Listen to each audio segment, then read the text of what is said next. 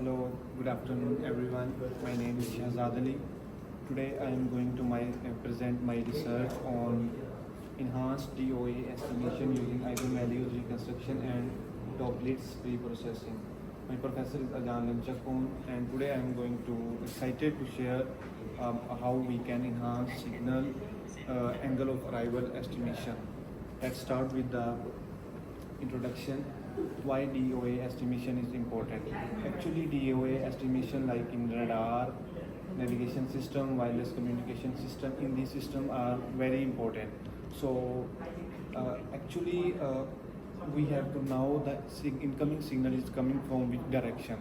So in this illustrated image, we can see the source. This is the source and this is the incoming signals, and these are the antennas that are trying to detect the incoming signal angle of arrival. This whole process is called direction of arrival estimation. For this, we used an algorithm that's called music algorithm, multiple signal classification method. That is a subspace method. So it was invented in 1986 by Ralph O. Schmidt. So this algorithm is famous for its high resolution DOA estimation. Let's move to the motivation behind this research. For example, the scenarios like fast moving objects, slow signal, target localization, signal tracking. In these scenarios, we get the very few snapshot in the signal. Snapshot mean the signal have very less information in it. How snapshot tell us about the how signal is strong. So in these scenarios, the traditional algorithm music is struggles with a few snapshots. The impact of this, the music shows some false peaks. That's why it's affecting the dynamic environments too. So under these conditions, we proposed a method that called music TR, music Toplitz reconstruction method.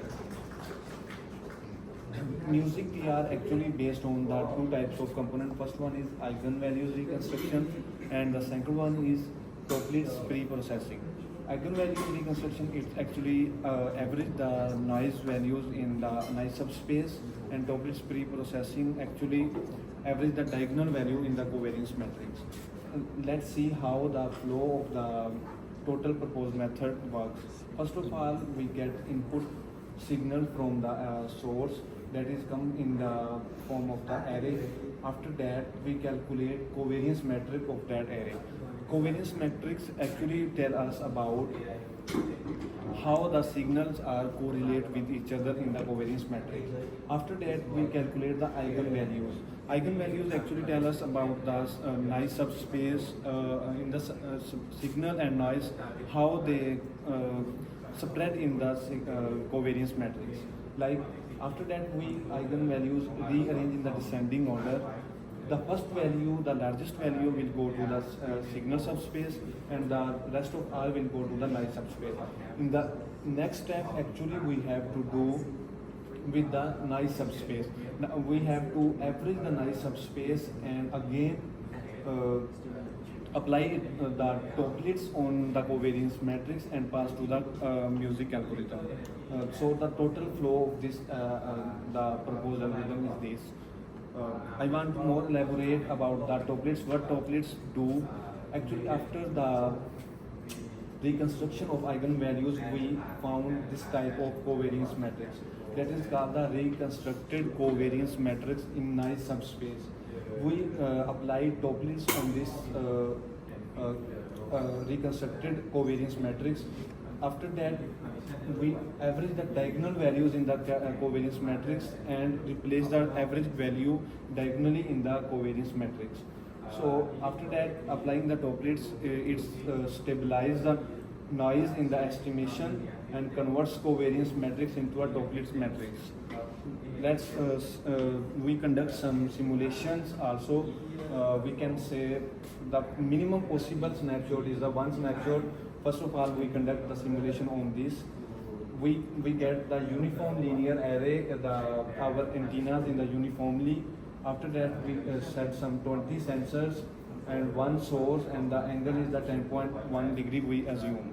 So we can see in the left hand side the graph is like left hand side y axis is the root mean square error, and on the x axis is the signal to noise ratio.